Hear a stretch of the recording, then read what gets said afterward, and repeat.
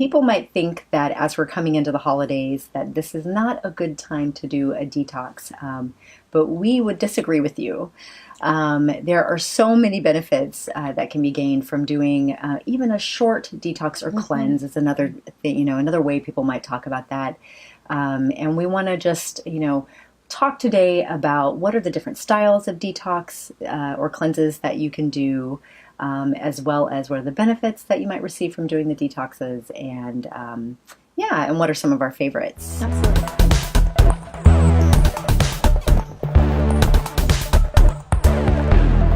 Hi, welcome to Sage Health TV, a weekly show where we give you tips on optimizing your health and wellness. So please like, subscribe, and follow below. I'm Dr. Angela Yeagley here with Dr. Anastasia Jones. Hi there. Yes, so there are several different options when it comes to detoxing. You'll hear the word cleanse interchangeably with that. And they can be really simple, something lasting, just a few days with just a few modifications, to something much more complex and longer.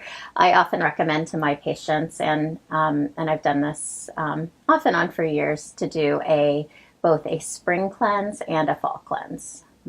Nice. It's just kind of a little reboot to get things kind of moving. And so the things that we see, and we recommend cleanses for people for many different reasons. And sometimes it's just as Dr. Anastasia was saying, it's just a quick like overall body reset. And sometimes, we want to have, someone's dealing with something a little more serious or a bigger health challenge, and we're really trying to remove obstacles for healing. But, in this situation, we're really kind of talking about the lighter approach of just really optimizing yourself, and the benefits that we see. We get movement in the liver, which is better processing of, all of your medications, your supplements, your food, your hormones, anything that you're exposed to in that as we're coming into the holidays, that this is not a good time to do a detox. But we would disagree with you.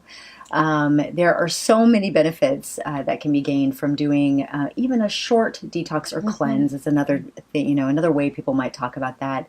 And we want to just, talk today about what are the different styles of detox or cleanses that you can do, as well as what are the benefits that you might receive from doing the detoxes, and what are some of our favorites. Absolutely. So there are several different options when it comes to detoxing. You'll hear the word cleanse interchangeably with that. And they can be really simple, something lasting, just a few days with just a few modifications, to something much more complex and longer. I often recommend to my patients, and I've done this off and on for years, to do both a spring cleanse and a fall cleanse. Nice. It's just kind of a little reboot to get things kind of moving. And so the things that we see, and we recommend cleanses for people for many different reasons. And sometimes it's just as Dr. Anastasia was saying, it's just a quick like overall body reset. And sometimes, we want to have, someone's dealing with something a little more serious or a bigger health challenge, and we're really trying to remove obstacles for healing. But, in this situation, we're really kind of talking about the lighter approach of just really optimizing yourself, and the benefits that we see.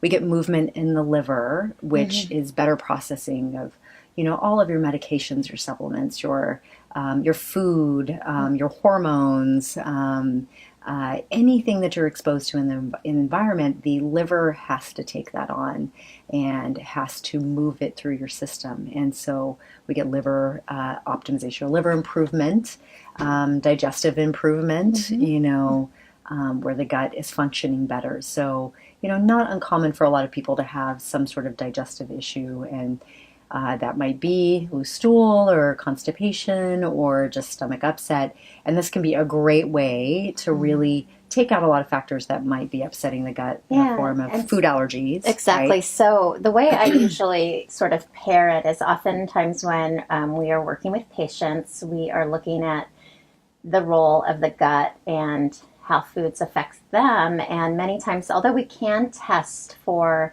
food sensitivities, really sometimes the gold standard is really to do an elimination diet. And this is a great opportunity to remove a lot of the potential aggravating or pro-inflammatory foods while also doing a cleanse. So I try to kind of kill two birds with one stone and say, okay, well, we're going to do this cleanse anyway. Why don't we do an elimination for, this would usually be a little bit longer, maybe even 2 to 3 weeks, but get out those big hitters. The biggest and kind of most obvious being gluten, sugar of all forms, corn, dairy, soy is a big one, eggs for many people, corn again, Did I not say corn? And, no, you did. and those are the big ones.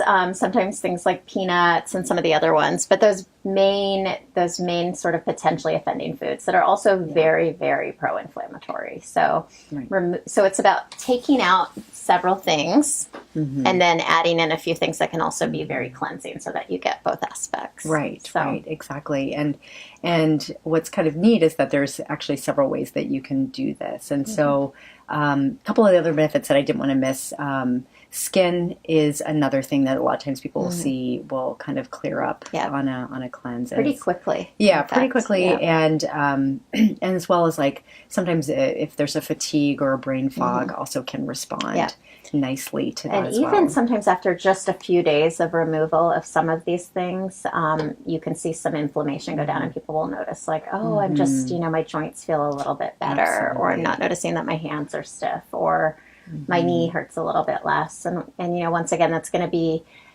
amplified over time, but sometimes even these small ones can give a little, just a little nudge in that direction. Right. And then, it's kind of, it shows you again, like the power of food, you realize like, oh my gosh, food has a huge influence on my body and my mood and my skin. And it's a kind of a powerful realization going through it. Yeah. And so, and speaking of the power of food, sometimes when I talk to people about that, when they tell me, oh, this is going on and this is going on, and I suggest, well, why don't we do a little cleanse for a few days? There's like, what? Like, because there's no real pill for that, right? We can't really give you can give supplements that support detoxification, but we want to kind of cut off the toxins coming in for a little while so we can really push those pathways. And it's amazing. And, I'm sure we've all been there with certain things that we can't imagine living without. Right. Yes, that's true. It's not forever. A daily usually, coping. But that like, coffee. What? Well, okay, I'll get rid of everything but that. Yes. Yeah, I've been there. So sometimes that's a sign to me that that's the one thing that needs to go the most. That is very true. Very true. So let's talk a little bit about the different ways to actually do the fast or the cleanse or the detox. Right. So if we're starting again, like probably one of the easier, it's not necessarily completely easy, but the easier ones might be like the style of you're eliminating the big, as Dr. Anastasia said, the wheat, the dairy, corn, soy, et cetera, et cetera. And what you're bringing in more of is more vegetables, more like low glycemic fruits, which mean fruits that convert to sugar. And you can find that on Google, low glycemic fruits, as well as like your broths are also very, very healing. And anything else that, I think this is where some people will do meat and some people won't, very, very tiny amounts. And the thing about that too is if the body is expending a lot of energy on digestion, things that are difficult to break down and digest, that can take away from the energy that can go towards the detoxification. So once again, it's things that are really, really easy on the body, not just pro-inflammatory, but things that are easy to break down, easy to digest and assimilate, and getting, the things out that are a little bit more complex and require more enzymes and require more energy. Right. So for instance, like in that style of cleanse, some people might do rice actually, whereas other cleanses people take out all carbs, and maybe, if there's a little more of a focus of weight loss, that's where someone might say, okay, even though rice tends to be very, very hypoallergenic, meaning like people aren't normally going to react to rice, but it's very high carb and converts to sugar, So in that way, depending on the goal of your cleanse, you might not want to add any sort of grain, during your cleanse. Which, again, you do have to make sure you're getting the right amount of calories during that time, and also adding the healthy fats as well. So that's also very, very important. And, but this is not like a keto style diet or a keto cleanse. Where it's just unlimited. Right. Where you're doing mostly fat, and then, so something like that, most people are going to do for a week, because you're eating normal calories, right? Yeah. Or 2 weeks or 4 weeks. I would say 4 weeks is usually a maximum for a lot of people, but a lot of people will go longer. Although if we're looking at the holiday time, maybe a week might be kind of a time, that might be a maximum for a lot of people. Yeah, I could even find like a little window of time in there. Yeah. Either before you head into Thanksgiving or between Thanksgiving and Christmas, where you just want to give yourself a little... Yes. So, and we'll throw down our challenge at the end. So then there's other forms. So some people will do kind of modified fasts. And so a fast does not, a lot of people probably think of fasting as having absolutely nothing but water. But the modified fast, you can have, a lot of times it goes into just being more liquid based.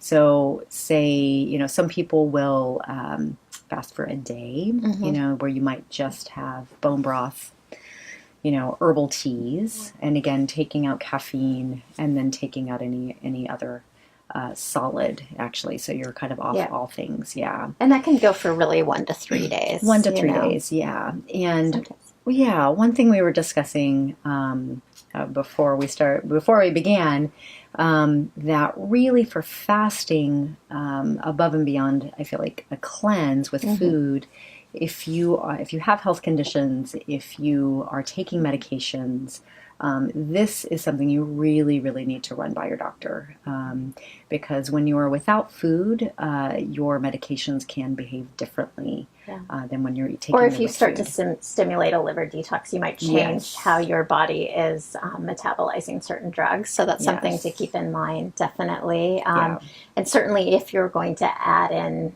very, very cleansing liver herbs or support like that, that's something to keep in mind as well. Yes, really good point. So, I mean, and especially even I would say with food, that's a great point. Like if you're adding in a bunch of cleansing herbs as well, because there's a lot of pre-packaged and pre-made things that are over the counter that will have a lot of laxative herbs and heavy liver herbs, and you might want to just run that by your practitioner, your primary care, before, because again, any aggressive movement could affect how you're metabolizing those things. And then there's also, a lot of people have heard of juice cleansing.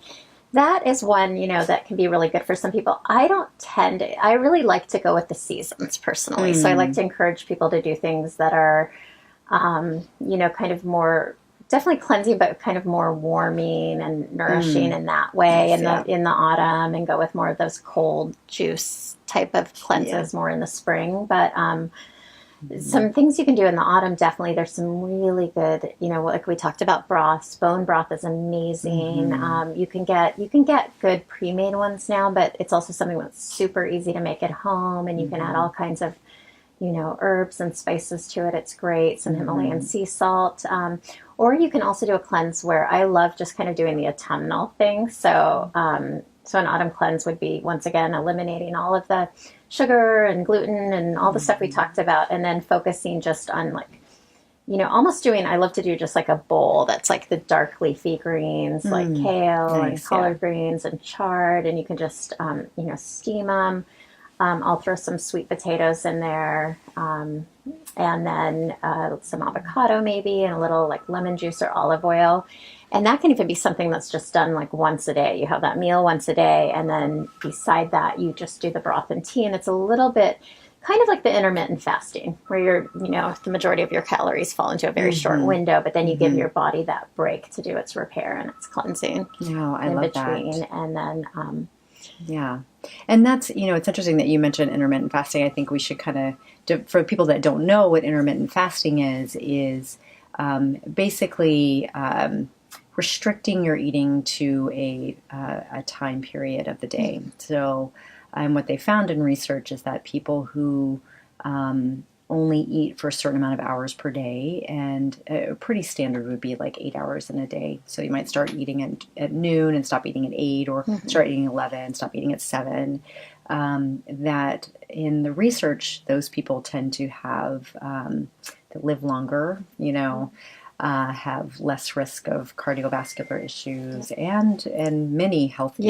Yeah, much lower markers of inflammation. Yeah. So let's talk about some of the support we like with detoxes and cleanses, some of the different things you can add in. Right, during that time. So again, some of this is modified depending on when we're seeing people what their goals are and what their challenges are, right? But I would say some pretty standard stuff. A lot of people will add a probiotic, which I always like to see a good multi-strain probiotic as opposed to like one, like a lactobacillus, where that's it, right? And then usually at least some sort of liver support. Yeah. And that could be gentle, like something like milk thistle, or you can get really, more, or I guess I don't want to say aggressive, but stronger. There's some stronger combinations for sure. And so there's many kinds of liver herbs. I don't know if we want to get into that, like chelidonium and things that stimulate like the gallbladder function and stuff. I love dandelion. Oh, Dandelion really root tea is so delicious. It's really nice and just kind of roasted, earthy, and that's a great one. It's really, really cleansing to the liver and the kidneys, and it's just a great one. Ginger is amazing, so just adding in some ginger, cayenne is really good. And ginger is more gut soothing. And then the cayenne, a lot of people like it as they feel like it's a little bit stimulating and fat burning, which that's a goal. But you do have to watch. That's in the nightshade family. So if you think you might have any nightshade issues, you probably don't want to add cayenne. So that's like your tomatoes and peppers, which can be a problem with arthritis. So if arthritis is one of your issues, don't add cayenne for your cleanse. And sometimes fiber can be great too. Again, depending on the style of cleanse that you're doing, might not be necessary if you're doing a really veggie rich, But that's a really good point, because as our body starts to detox and starts to release toxins that have been stored, whether it's in fat tissue or in the liver, once it gets moving, we want to get it all the way out. So really encouraging, once again, like fiber for good bowel movements, lots of pure, clean water to kind of flush it out. Filtered water, and then other things that are amazing are dry skin brushing. Oh yeah. And saunas. We love the infrared sauna. Or any type of sauna, really, because our skin is our biggest organ of elimination. So we want to get, once we get things stirred up, we want to get them out of the body. Yes, so remembering that. Yeah. Love that. Love that combination. And I feel like it's relevant if you're doing a 1 day or 3 day.